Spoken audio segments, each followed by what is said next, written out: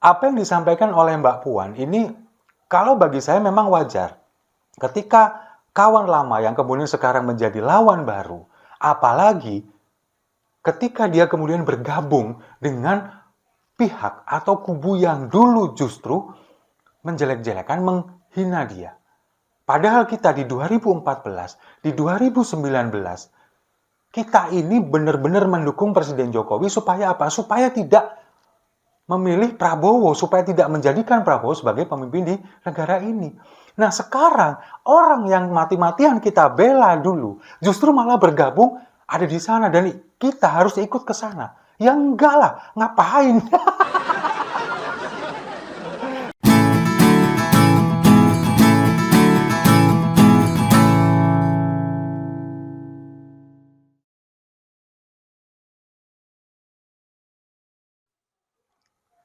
Salam damai untuk Indonesia, berjumpa lagi bersama saya, Papa Dimas. Info kali ini datangnya dari Ketua DPP PDI Perjuangan yang sekaligus Ketua DPR RI, Mbak Puan Maharani, yang menyentil masalah kawan lama yang menjadi lawan baru. Dan ini sukses membuat buzzer sebelah, buzzernya Prabowo, ngamuk-ngamuk. Jadi kan memang Mbak Puan beserta jajaran PDI Perjuangan, kemudian juga bersama Pak Ganjar dan Pak Mahfud, ini kan ada kegiatan di Jawa Timur. Dimulai dari hari Jumat, ketika mereka baru saja mendarat di Bandara Abdurrahman Saleh, Malang, kemudian berangkat menuju ke Blitar, ke makam Bung Karno. Bersama dengan Ibu Megawati, mereka kemudian ziarah ke makam proklamator kita yang sekaligus ayah dari Bu Megawati dan kakek dari Bu Puan bersama Pak Ganjar dan Pak Mahfud. Nah, kemudian pada malam harinya, hari Jumat malam, Pak Ganjar ini kemudian bersama dengan Ibu Megawati langsung balik ke Jakarta, bertolak ke GBK menghadiri acara Piala Soekarno. Nah, kemudian Mbak Puan dengan Pak Mahfud ini ada acara di Gresik, acara pengajian bersama dengan Kiai Haji Anwar Zahid yang dari Bojonegoro. Nah, besoknya di hari Sabtu, ini kemudian Mbak Puan meresmikan kantor TPD Jawa Timur, Tim Pemenangan Daerah Jawa Timur di Surabaya. Nah, setelah kemudian melakukan acara ini, Mbak Puan ini kemudian mencuitkan di akun Twitternya atau X-Lane-nya. Saya bacakan bunyinya seperti ini, mungkin bisa dibaca juga di samping. 100 hari ke depan kita akan bertarung menghadapi kawan lama yang sudah jadi lawan baru. Saya mengajak seluruh kader partai dan simpul relawan di Jawa Timur bersiap menghadapi pertarungan di mana suara Jawa Timur akan menjadi rebutan. Nah, ini dicuitkan pada hari Sabtu kemarin. Lalu, kalau kita melihat di kolom komentar, ini banyak sekali, ratusan bahkan, komentar dari kubu sebelah yang kalau kita melihat satu persatu mungkin secara global kita bisa melihat bahwa mereka ini afiliasinya kemana. Rata-rata mereka adalah pendukung Prabowo atau mungkin juga bisa buzzer-buzzernya Prabowo yang pada ngamuk-ngamuk. Mereka nggak terima. Padahal di sana Mbak Puan tidak menyebut nama, tapi kemudian mereka mengarahkan bahwa ini adalah Pak Jokowi dan Gibran. Tapi kalau bagi saya sih sepertinya memang iya. Meskipun Mbak Puan nggak menyebut nama. Karena apa? Karena memang banyak sekali kemudian yang tegak lurus kepada Pak Jokowi dulu, sekarang Pak Jokowi berbelok dan mereka nggak mau ikut berbelok, tetap memegang teguh konstitusi, tetap menolak pencalonan Gibran dengan jalur yang nggak sesuai, sama seperti kita yang ada di sini. Ini kemudian menganggap bahwa Pak Jokowi dan Gibran sebagai malin kundang. Sebagai orang yang berkhianat, yang dulu selama berpuluhan tahun yang lalu merangkak dari bawah, diangkat dari melalui PDI Perjuangan menjadi wali kota Solo, kemudian menjadi gubernur DKI Jakarta, menjadi presiden selama 9 tahun hingga sekarang sampai tahun depan, kemudian hanya demi ambisi melanggengkan kekuasaannya kemudian tiba-tiba berbelok mendukung orang yang dulu dikalahkannya. Ini kan kita semuanya menganggap sebagai malin kundang. Tapi pendukung Prabowo Subianto, buzzer-buzzernya Prabowo di kolom komentar itu mereka nggak terima. Mereka justru menuding yang jadi malin kundang sebetulnya adalah Ganjar Pranowo. Alasannya apa? Karena menolak Israel ketika datang ke Piala Dunia U20 di Indonesia. Ganjar ini dianggap karena sudah menggagalkan rencana pemerintah yang dipimpin oleh Presiden Jokowi.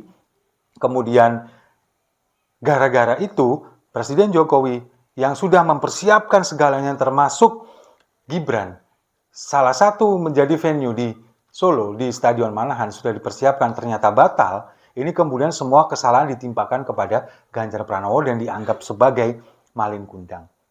Nah, itulah yang dilakukan oleh pendukung-pendukung atau buzzer-buzzer dari Prabowo Subianto yang dulu padahal di tahun 2014, di tahun 2019 mereka ini mendukung Prabowo dan menjelek-jelekan Presiden Jokowi. Tapi sekarang mereka berbelok juga arah sama seperti Presiden Jokowi berbelok kemudian mendukung Prabowo Subianto tetap, tapi juga mengeluh-elukan Presiden Jokowi. Itu yang terjadi di media sosial. Nah, sekarang kalau kita berbicara masalah musuh, kawan atau lawan. Dalam politik, memang tidak ada kawan abadi atau lawan abadi. Yang ada hanyalah kepentingan yang abadi. Karena apa? Karena tiba-tiba kawan bisa menjadi lawan, kemudian lawan bisa saja otomatis menjadi kawan. Sama seperti yang terjadi belakangan ini dari dinamika politik di negara kita.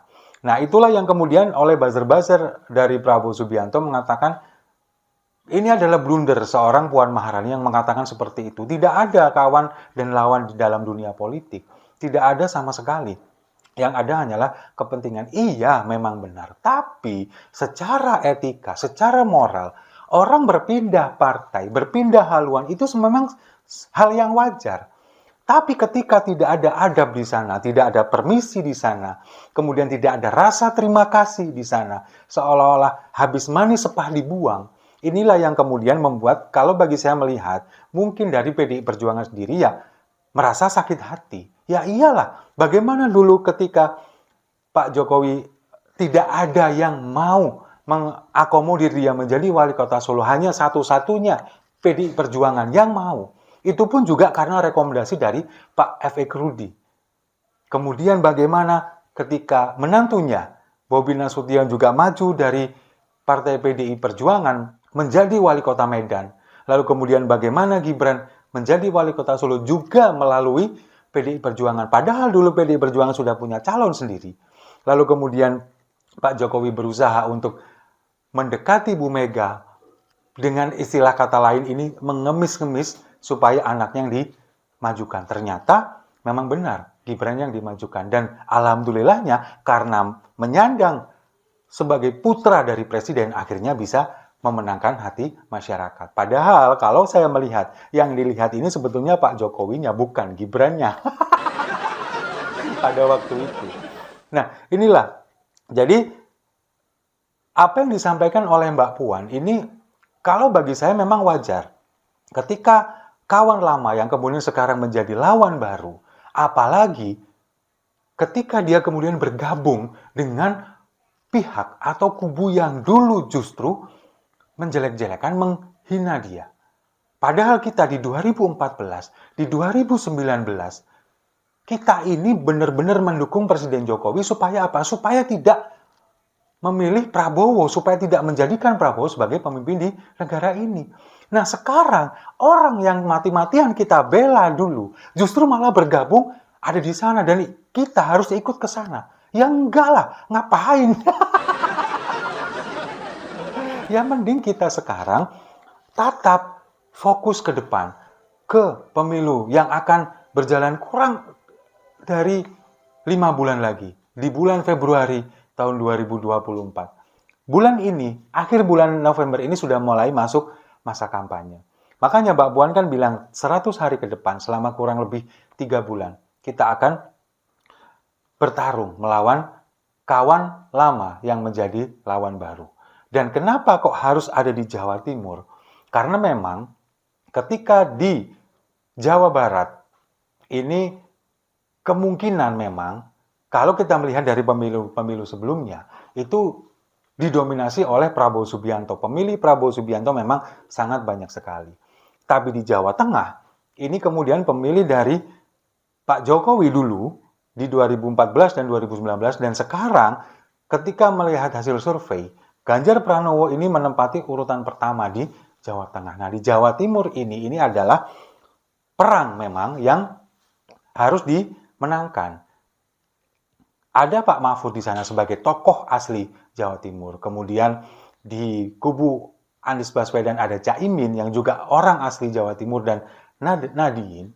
Kemudian di kubu Prabowo sendiri, Prabowo Gibran ini yang mungkin mereka masih belum punya strategi. Mungkin akan menggandeng Bukoviva atau bagaimana, tapi akan memperebutkan suara di Jawa Timur.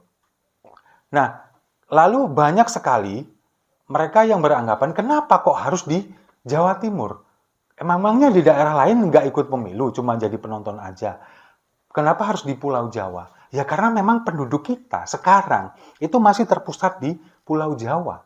Di daerah-daerah lain tetap mereka sudah punya basis-basis sendiri. Tapi di Pulau Jawa, ini kan penduduknya memang kebanyakan terpusat di Pulau Jawa. Sementara di pulau-pulau yang lain, meskipun wilayahnya luas, tapi penduduknya tidak tersebar merata. Itulah yang kemudian secara politis, memang di Pulau Jawa ini harus dimenangkan. Karena 3 daerah ini menjadi kunci. Kalau misalkan 3 daerah ini di Jawa Tengah, Jawa Barat, dan Jawa Timur bisa dimenangkan, ini otomatis pemilu akan dimenangkan. Karena memang jumlah penduduknya yang didominasi Pulau Jawa. Nah, akhirnya para buzzer-buzzer Prabowo ini kemudian mereka mulai menyerang PDI Perjuangan lagi dengan mereka yang dulu menghina-hina Presiden Jokowi kemudian sekarang mengeluh-elukan seolah-olah mereka yang paling Jokowi daripada pendukung Jokowi. Dan kami yang selama ini selalu membela Jokowi ketika dihina, ketika Presiden Jokowi dikritik kebijakannya bahkan kemudian disalah-salahkan, kita yang selalu ada di depan membela, meluruskan ini semua melalui media sosial kita, melalui konten-konten yang kita buat, kita dianggap sebagai pendukung yang barbar. Ya itulah, karena memang mereka ini sekarang tidak bisa mengunggulkan jagoan mereka, calon mereka. Makanya mereka menyerang kepada pendukung Ganjar Pranowo, dianggap pendukung Ganjar Pranowo ini barbar, kemudian menfitnah, mencaci maki Presiden Jokowi, kemudian tidak punya rasa terima kasih karena dulu Presiden Jokowi sudah membuat Indonesia semaju ini, tapi sekarang kalian hina dan sebagainya. Enggak, bukan kami yang berubah, bukan kami yang berbelok, tapi justru Presiden Jokowi lah yang berbelok. Menuju kepada orang yang dulu menghinanya, yang dulu dikalahkan selama 2 periode. Demi apa? Demi melanggengkan kekuasaannya. Nah, memang di dunia politik tidak ada kawan dan lawan yang abadi. Semuanya adalah kepentingan. Tapi ingat, masih punya adab, masih punya cara. Dan sebagai warga Indonesia, semuanya itu masih harus bisa dijunjung tinggi. Jadi kalau misalkan ada disentil tentang kawan dan lawan yang baru, jangan marah dong. Setuju ya? Kalau setuju, mari kita minum kopinya sama-sama untuk kawan lama yang menjadi lawan baru.